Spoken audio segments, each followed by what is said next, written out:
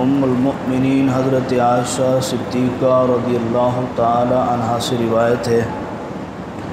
آپ فرماتی ہیں کہ رسول اللہ صلی اللہ علیہ وآلہ وسلم نے ارشاد فرمایا کہ ایک لشکر کعبہ پر چڑھائی کرے گا، جب وہ لشکر چٹیل میدان پر پہنچے گا تو ان کے اگلوں کو بھی اور پچھلوں کو بھی زمین میں دھنسا دیا جائے گا۔ حضرت عائشہ صدیقہ رضی اللہ تعالی عنہا فرماتی ہیں، میں نے عرض کی یا رسول اللہ صلی اللہ علیہ وسلم، اگلوں اور پچھلوں سب کو زمین میں کیوں دھنسایا جائے گا، حالانکہ ان میں بعض کاروباری لوگ بھی ہوں گے اور کچھ ایسے بھی ہوں گے جو ان حملہ آوروں میں سے نہیں ہوں گے۔ تو آپ صلی اللہ علیہ وآلہ وسلم نے فرمایا، اگلے اور پچھلے تمام زمین میں دھنس جائیں گے اور پھر ان تمام کو ان کی نیتوں کے مطابق اٹھایا جائے گا۔ یہ حدیث بخاری شریف اور مسلم شریف کے اندر موجود ہے۔ ایک حدیث روایت کی اور اس کی تلاوت کی اور اس کا ترجمہ بھی کیا۔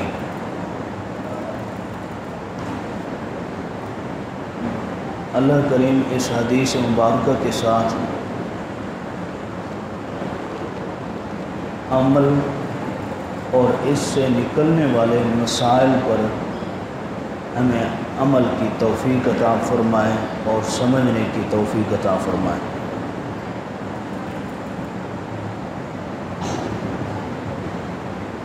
یہ حدیث مبارکہ اس لیے پڑھی ہے،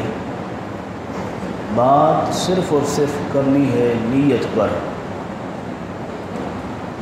نیت کئی طرح کی ہوتی ہے، جسے ہم دوسرے لفظوں میں ارادہ بھی کہتے ہیں۔ ارادہ کرنا، نیت کرنا، یا آسان لفظوں میں موڈ بنانا، یہ سب ایک ہی معنی میں استعمال ہوتے ہیں، نیت اور ارادہ کرنا۔ اب ارادہ اولاً دو طرح کا ہے، نیت اولاً دو طرح کی ہے، ایک اچھی اور ایک بری، اور ایک وہ کام ہے جس میں کوئی نیت اور ارادہ ہوتا بھی نہیں ہے۔ ایک وہ کام ہے جس پر کوئی نیت اور ارادہ نہیں ہوتا، اور ایک وہ کام ہے جس پر نیت ہوتی ہے لیکن پھر نیت یا تو اچھی ہوتی ہے یا پھر بری ہوتی ہے۔ اب جس کام پر آپ کا ارادہ نہیں لیکن آپ سے وہ ہو گیا، وہ ہم سے ہو گیا، اب وہ ہو گیا، وہ اچھا تھا یا برا تھا، اس پر ثواب کی کیفیت کیا ہے، عذاب کی کیفیت کیا ہے۔ اور جس کام کے کرنے پر ارادہ تھا اور وہ برا تھا یا اچھا تھا، اس پر ثواب اور عذاب کی کیفیت کیا ہے، اس حوالے سے یہ ہمیں سمجھنا ہے۔ جو حدیث مبارکہ میں نے آپ کے سامنے تلاوت کی ہے وہ حضرت عائشہ صدیقہ ام المؤمنین رضی اللہ تعالی عنہا سے مروی ہے۔ انہوں نے حضور صلی اللہ علیہ وآلہ وسلم سے یہ حدیث سنی۔ آپ صلی اللہ علیہ وسلم نے فرمایا کہ کعبۃ اللہ پر ایک لشکر چڑھائی کرے گا۔ اچھا، وہ لشکر کیسا ہوگا، اس کی نشانیاں بھی آپ صلی اللہ علیہ وآلہ وسلم نے ارشاد فرمائی کہ وہ اس لشکر کے اندر قد کاٹ کے لوگ کیسے ہوں گے، ان کا قد کاٹ کتنا ہوگا وغیرہ وغیرہ، وہ سب نشانیاں آپ صلی اللہ علیہ وسلم نے ارشاد فرمائی۔ پھر آپ صلی اللہ علیہ وسلم نے فرمایا ایک چٹیل میدان ہوگا، اس چٹیل میدان پر جب یہ لشکر پہنچے گا حملہ کرنے کے لیے تو اللہ رب العالمین پھر ان حملہ آوروں سے جو پہلے گزر چکے ہوں گے یا ان کے بعد گزر چکے ہوں گے، سب کو اللہ رب العالمین اس زمین کے اندر دھنسا دے گا۔ تو حضرت عائشہ صدیقہ رضی اللہ تعالی عنہ نے عرض کی، اے اللہ کے حبیب صلی اللہ علیہ وآلہ وسلم، ظاہر ہے جو حملہ کرنے جا رہے ہیں اولاً تو انہی کو دسایا جائے، کیونکہ ان کی نیت اور ان کا ارادہ یہ ہے کعبۃ اللہ پر حملہ کرنا، کعبہ کو اذیت پہنچانا، اور کعبہ کو اذیت پہنچانا دراصل اللہ اور اس کے رسول صلی اللہ علیہ وسلم کو اذیت پہنچانا۔ تو اصول اور قاعدہ تو یہ ہے کہ جو غلطی کرے اس کو سزا دی جائے، اور جو غلطی نہ کرے اس کو سزا نہیں دی جاتی۔ غلطی کرنے کے لیے یہ ایک گنا چنا لشکر ہے،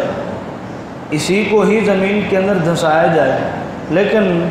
ان سے اگلے اور پچھلے جو بھی ہے سب کو زمین کے اندر دھنسایا جا رہا ہے۔ تو اس کی آسان مثال یہی ہے کہ جب ہوا چلتی ہے تو پورے جہان کو لگتی ہے، اور جب عذاب آتا ہے تو پورے علاقے پر ہی عذاب آتا ہے۔ تو آپ صلی اللہ علیہ وسلم نے فرمایا غلطی اگرچہ ایک لشکر کی ہے، لیکن اللہ کے عذاب میں سب کے سب ملوث ہو جائیں گے۔ تو پھر جب کل قیامت کے دن اٹھایا جائے گا ان کو، جن کا قصور نہیں تھا، جن کا ارادہ نہیں تھا، جب ان کو کل قیامت کے دن اٹھایا جائے گا، پھر ان کو ان کی نیتوں کے مطابق، ان کو ان کے ارادوں کے مطابق اللہ جزا بھی دے گا اور ثواب بھی دے گا، اللہ جزا بھی دے گا اور ثواب بھی دے گا۔ اسی لیے حضور اکرم صلی اللہ علیہ وآلہ وسلم نے ارشاد فرمایا، ان اللہ لا ينظر الى اجسادکم ولا الى صورکم، کہ اللہ رب العالمین کی یہ شان نہیں ہے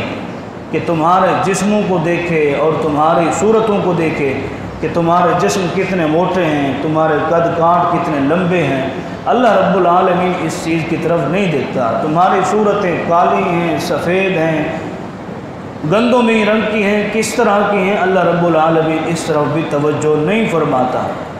آپ صلی اللہ علیہ وسلم نے فرمایا وَلَٰكِن يَنظُرُ إِلَىٰ قُلُوبِكُمْ، اس حدیث کو امام مسلم نے اپنی صحیح مسلم شریف کے اندر نقل کیا، وَلَٰكِن يَنظُرُ إِلَىٰ قُلُوبِكُمْ، لیکن تمہارے دلوں کی طرف اللہ رب العالمین دیکھتا ہے کہ تمہارے دلوں میں نیت اور ارادہ کی کیفیت کیا ہے۔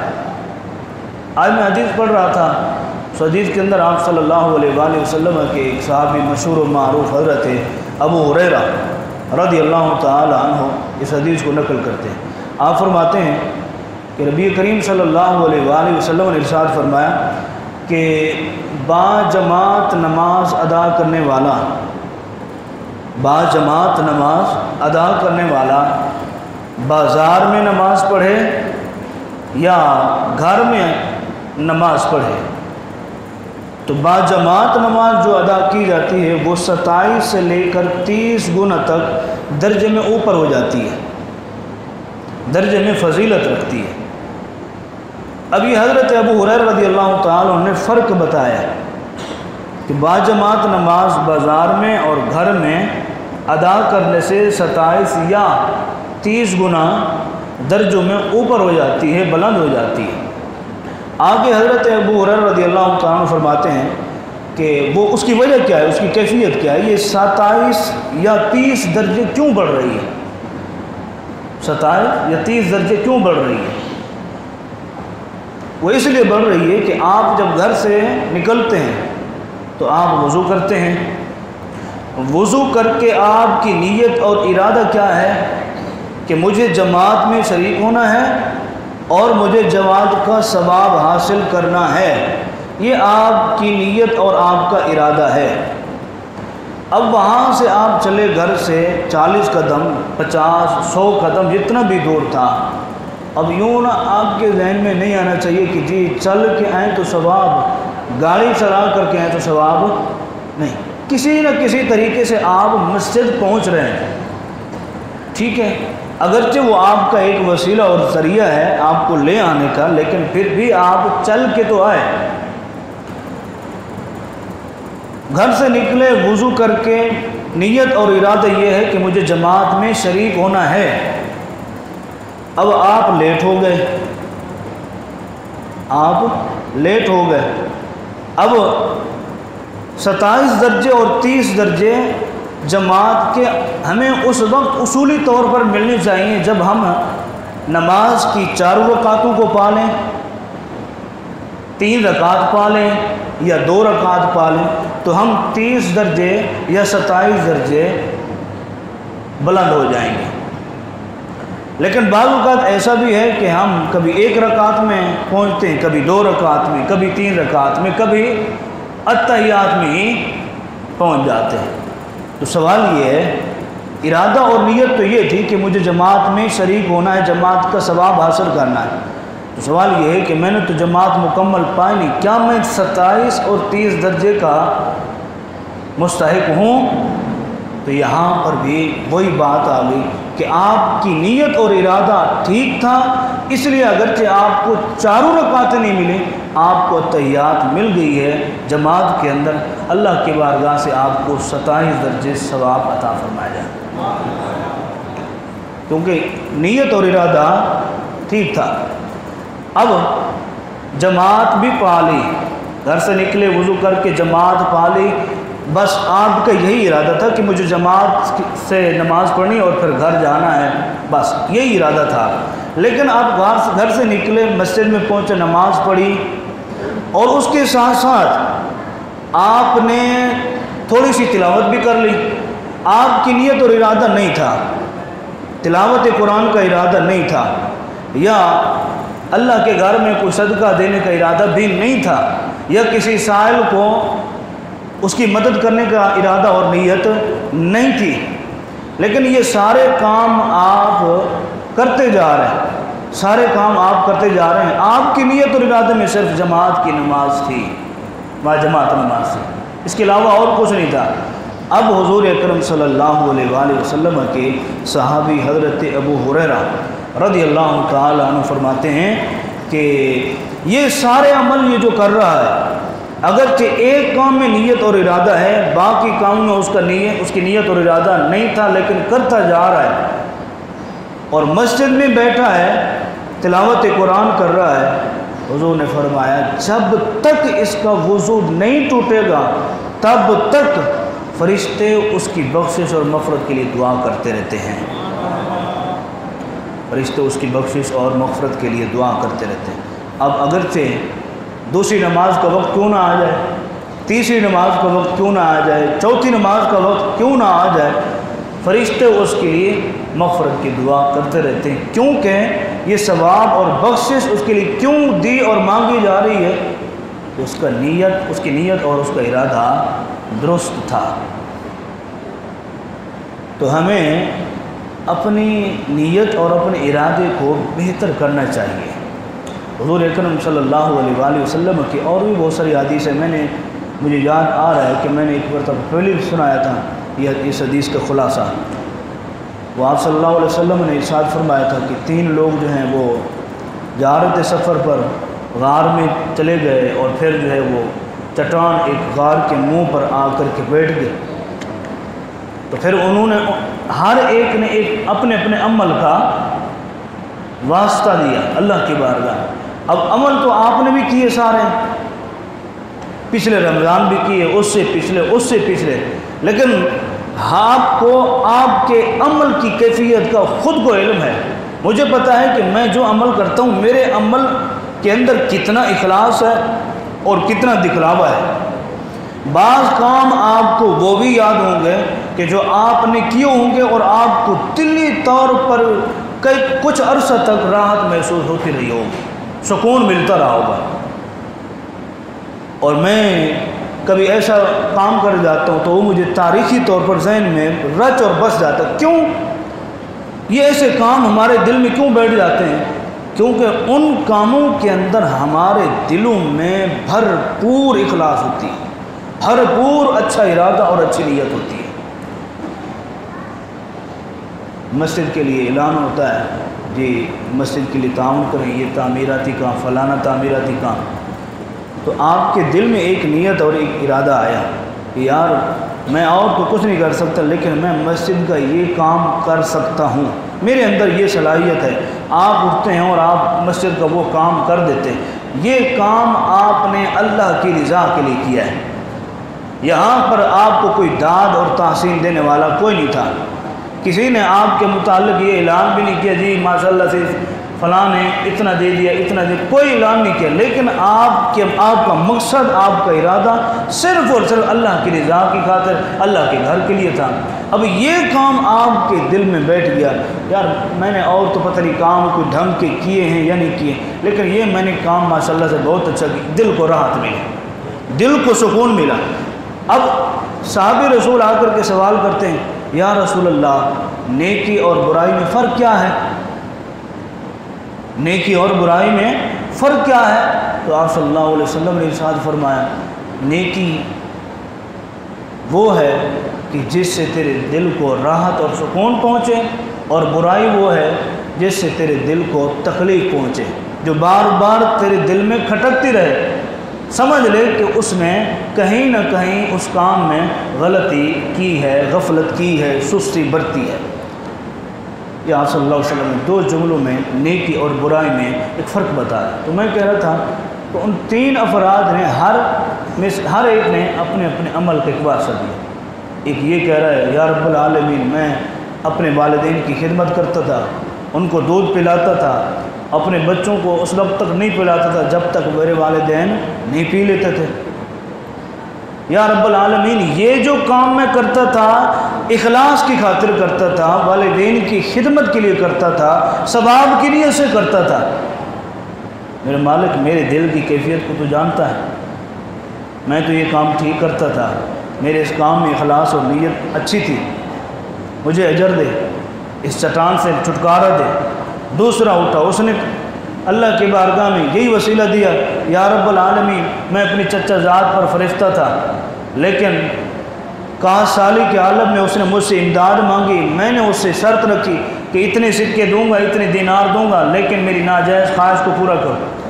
یا رب العالمین جب میں اس کے پاؤں کے قریب بیٹھا تو اس نے مجھ سے کہا، ڈر اللہ سے، ناجائز طریقہ استعمال مت کر۔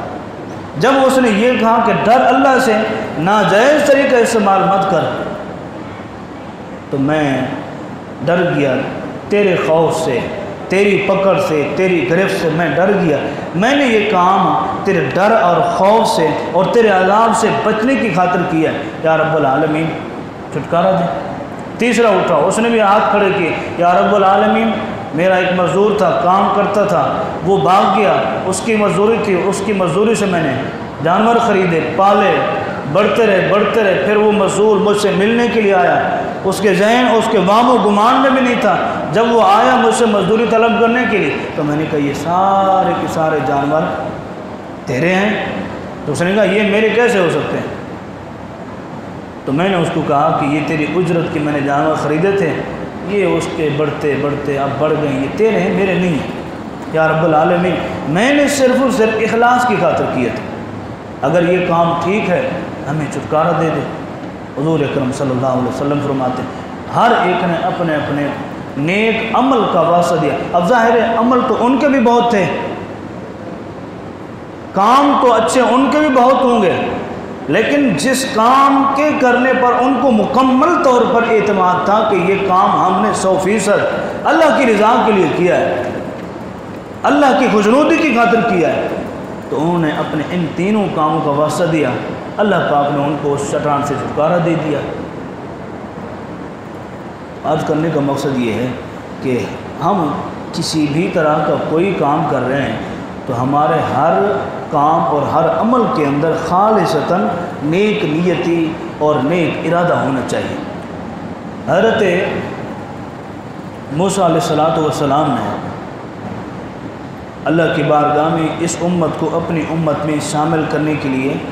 التجا کی تھی۔ اس کی وجہ کیا تھی؟ اس کا سبب کیا تھا کہ کیوں حضرت موسیٰ نے التجا کی کہ اس کو میری امت میں شامل کر دے، یا اس امت کو میرا نبی ہونا ان کے لیے بنا دے؟ تو اللہ کریم نے فرمایا نہیں، یہ امت محمدیہ ہے، ھذا امت محمد صلی اللہ علیہ وسلم، یہ میرے محبوب محمد صلی اللہ علیہ وآلہ وسلم کی امت ہے، یہ آپ کی نہیں ہے۔ اس وقت میں ان کو اس امت محمدیہ کے عمل کے متعلق آگاہ کیا گیا اب حدیث پاک سنیں، حدیث مبارکہ ہے کہ اس حدیث کو حضرت ابو العباس عبداللہ بن عباس رضی اللہ تعالیٰ عنہ، حضرت عباس کے بیٹے، اس حدیث کو روایت کرتے ہیں۔ فرماتے ہیں کہ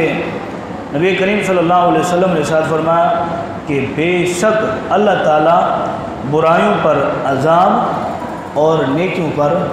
ثواب دیتا ہے۔ آگے اس کی وضاحت کیا ہے؟ وضاحت یہ ہے کہ اگر کاتب اللہ، یہ الفاظ ان اللہ کاتب الحسنات والسیئات ثم بین ذالک فمن ہم بحسنۃ ثم بین ذالک فمن ہم بحسنۃ فلم یعملها کتب اللہ تبارک وتعالی عنده حسنۃ کاملۃ۔ حضرت عبداللہ بن عباس فرماتے ہیں نبی کریم صلی اللہ علیہ وسلم نے فرمایا کہ جو شخص نیکی کا ارادہ کرے، نیکی کا ارادہ کرے لیکن اس کو توفیق نہیں ملی، اس کو توفیق نہیں ملی۔ اب مثال کے طور پر ہم میں سے ایک شخص ارادہ کرتا ہے کہ یار اس مہینے کی مجھے سیلری ملے گی تو اس سیلری میں سے میں نے 1000 یا 500 نکال کر کے اللہ کی گھر میں یا کسی کے ساتھ مدد اور تعاون کرنا ہے۔ اب ارادہ تو اس نے یہ کر لیا تھا کہ مجھے سیلری جو ملے گی اس میں سے میں نے اتنے نکال کے دینے ہیں۔ اب سیلری ملی تو سیلری کے فوراً بعد کوئی دکھ، کوئی تکلیف، کوئی پریشانی آ گئی، کوئی بندہ بیمار ہو گیا، اب اس میں سارے کے سارے پیسے خرچ ہو گئے۔ اب نیت تو شروع رمضان میں یہ کی تھی کہ میں نے اتنا نکال کے اللہ کی راہ میں دینے، لیکن ناگہانی مصیبت کی وجہ سے وہ یہ کام نہ کر پایا۔ تو نبی کریم صلی اللہ علیہ وآلہ وسلم نے فرمایا اس کے اس نیک ارادے پر بھی اس کو ثواب سے خالی نہیں لوٹایا جائے گا، اس کے نیک ارادے پر اس کو ثواب سے خالی نہیں لوٹایا جائے گا۔ اور پھر اس نے ارادہ کیا اور سیلری ملنے کے بعد پھر اس نے اس ارادے کی تکمیل کی، اس ارادے کو مکمل کیا، تو پھر اس کا اجر جو ہے 7 گنا سے لے کر 700 گنا تک دیا جاتا ہے اللہ کی بارگاہ سے۔ اب اصول دیکھیں، یہ نیکی پر اجر ہے اور پھر برائی کا ارادہ کرتا ہے لیکن برائی کرنے کی توفیق نہیں ملے اسے، لیکن اس کو عذاب نہیں دیا جائے گا، اس کے نام اعمال میں وہ برائی نہیں لکھی جاتی۔ حالانکہ ایک اصول بتا دیا تو اس کے مد مقابل میں اصول بھی برابر ہونا چاہیے، لیکن وہاں اللہ رب العالمین نے ثواب کے مار لگا دیے اور یہاں اللہ رب العالمین اپنے محبوب کے بندے کو، اس کے امتی کو بچانا چاہتا ہے کہ تیرے اس برے ارادے پر تجھے برائی اور سیئات تیرے حق میں نہیں لکھی جائے گی۔ لہذا جب تک برائی کی تکمیل اور اس کا ارادہ نہیں ہوگا تب تک اس کے نام اعمال میں۔ اور پھر آپ دوسرا اصول بھی دیکھیں، ادھر دیکھیں کہ 7 سے لے کر 700 گنا تک یا 10 سے لے کر 700 گنا تک دیا جا رہا ہے، لیکن ادھر جتنی برائی اتنا اس کے نام اعمال میں لکھا جاتا ہے، اس سے زیادہ نہیں۔ یہاں پر اللہ رب العالمین کا عدل بھی ہے اور اللہ رب العالمین کا اپنے بندے پر فضل بھی ہے۔